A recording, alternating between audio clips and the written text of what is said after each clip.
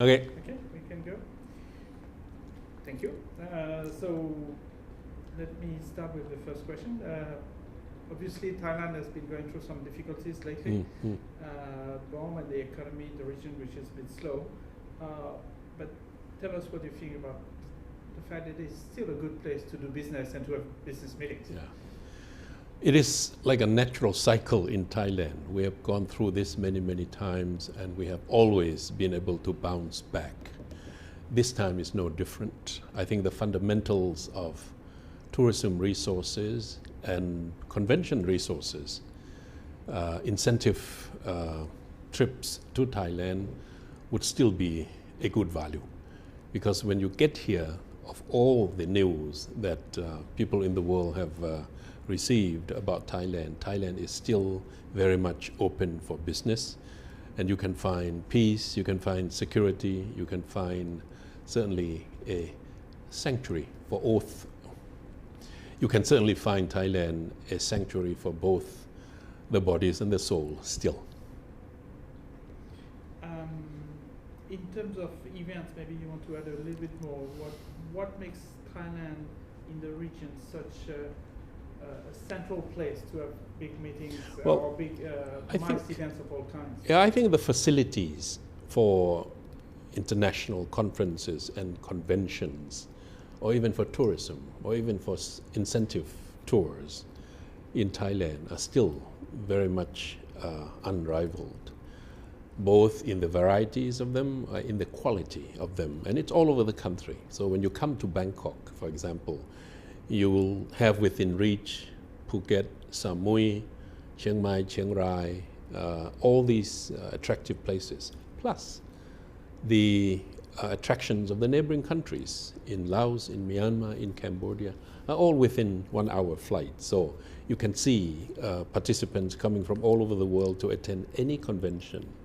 If they have one extra day before or after the conference or the convention, they could see another country, another wonder of the world in the neighboring countries. I think many of them are still very much exotic destinations to the world. Thank you. In general terms, what advantages does Thailand have compared to other members of the ASEAN? What makes it a strong player in this region? Well, it's pretty much located in the middle of geographical Southeast Asia, and the infrastructure, both on land, rail, and air in Thailand is quite extensive. And you will find the logistics in Bangkok very, very easy and very comfortable. You come into Bangkok, there are daily flights. You leave Bangkok, it's hourly flights. You go anywhere, it's pretty much Bangkok as the hub of transport, of aviation. And again, even by road and by rail, you can reach the neighboring countries if that's what you want. Thailand is very much an open space, very welcoming, very accommodating, and very comfortable. And you can choose which level of comfort, of luxury you want. And I think that's very attractive to people who would come to Thailand for particular purposes, conferences. But when they have time, they can freely choose where they want to be, what they want to enjoy, at what cost, at what price. They're all available here. We've been here in this business for so long, and I think ahead of the curve in the region. And the number of tourists coming in and repeaters coming in, over 20 million a year. And then we are working on more, and it's still a preferred destination in Southeast Asia. Talking Southeast Asia, how does Thailand benefit, and how is it affected, especially positively in terms of the economy and all the business going on by the ongoing integration of ASEAN? Well, the more ASEAN, 10 countries, 10 economies, $2.5 trillion combined GDP, the more we are integrated, the country in the middle, like Thailand, connecting with everyone rather efficiently, logistics by rail, by road, and by air, I think we stand to receive the various synergy coming onto the landscape of ASEAN.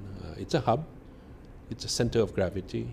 It's pretty soon it's going to be a financial hub, at least for the countries in the Mekong sub-region. Bangkok is the second largest economy in ASEAN, but most diversified. You can find every economic activity here on the Thai economic landscape. Therefore, opportunities for investment, for trade, for exchange, for just come in and look for opportunities. Most vibrant, most open, and you will find it most welcoming.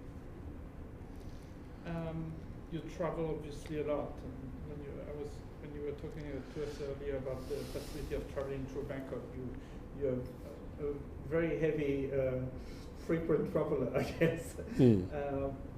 In all your travel, beyond the facilities you enjoy yourself, what are people telling you about what they feel about Thailand right in this I think confident? I think the most attractive part of Thailand is its people.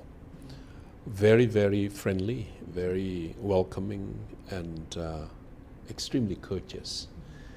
And I think the value for the dollar is certainly very attractive here. The same dollar you can spend anywhere else, you can buy more here in Thailand. And I think people believe what we in Thailand believed in, and that is whatever political cycle we are going through, Thailand remains Thailand as a tourist preferred destination. So the number of tourists may dip a little bit during the time of uncertainty and instability, but now they are back on the same level and moving toward even a higher intake of tourists coming here, because they have found that the culture is very sophisticated and very interesting. Certainly the cuisine is a worldwide attraction. You can find Thai restaurants anywhere in the world, and when you come to Thailand you won't be disappointed. Some cuisine, when you go to the original place of it, you feel disappointed because it doesn't taste the same as you have tasted in, say, Paris or London or Berlin. But when you come to Thailand, it tastes even better. The authentic Thai cuisine tastes even better than the cuisine or the plates that have been produced or reproduced for foreign palates. You come to Thailand, you will see the real, authentic, extremely delicious Thai cuisine. If you allow me, maybe a last one. Okay, so maybe if I can first on that confidence in terms, when you go outside of Thailand right now, when you talk to businessmen in other countries, what is their level of confidence in the Thai economy and business outlook? I think it's natural that initially, when they heard the news of instability, they would feel a bit concerned. But after a while, they could also see that it's business as usual in Thailand. Embassies certainly report back to their capitals, companies report back to their headquarters, and they understand that this is a temporary hiccup in Thailand. And we are trying our level best here in the country to make sure that we can generate our own demand, our own market, domestic, including tourism. I mean, the Thai people are now traveling and touring their own country more than ever before because of the ease of logistics, of transport, of travel.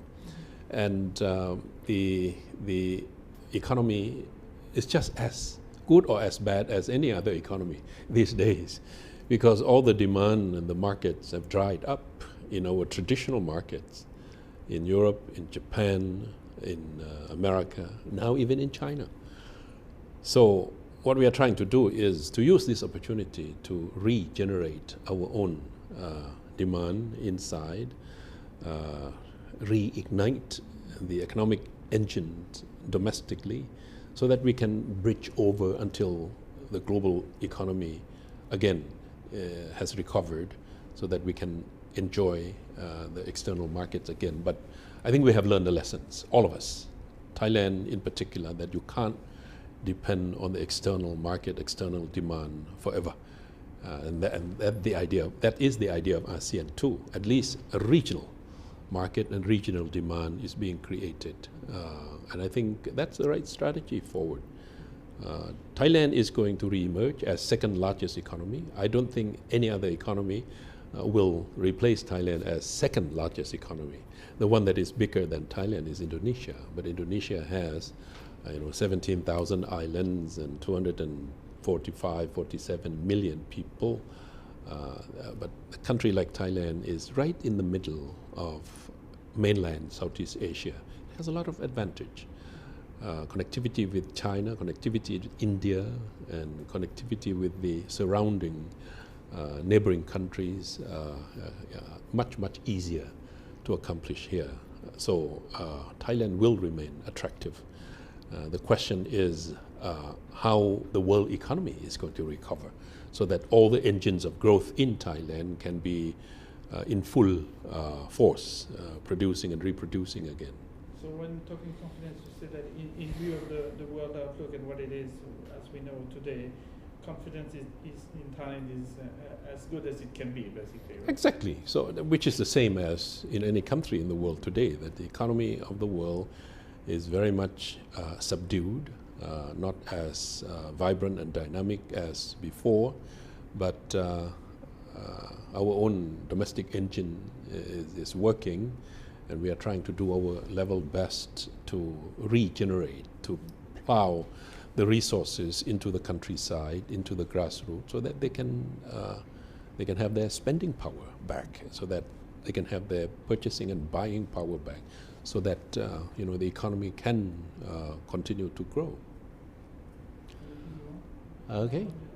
Shall we do the first? I think it's basically like the last one I asked, but maybe can you maybe redo the ASEAN integration? What? Maybe can you can I ask you again the ASEAN integration with the different frame? Camera, yeah. Okay. The different angle. So just again, quick answer. Yeah. Very short ones. So if I ask you, with your experience of ASEAN, what are going to be the main benefits of ASEAN integration for Thailand, basically? Well, being the second largest economy but most diversified in ASEAN, the production sector is here, the manufacturing sector is here, service sector is here, automobile, food processing, tourism. Thailand stands to benefit being in the geographical center of ASEAN, particularly mainland Southeast Asia, mainland ASEAN.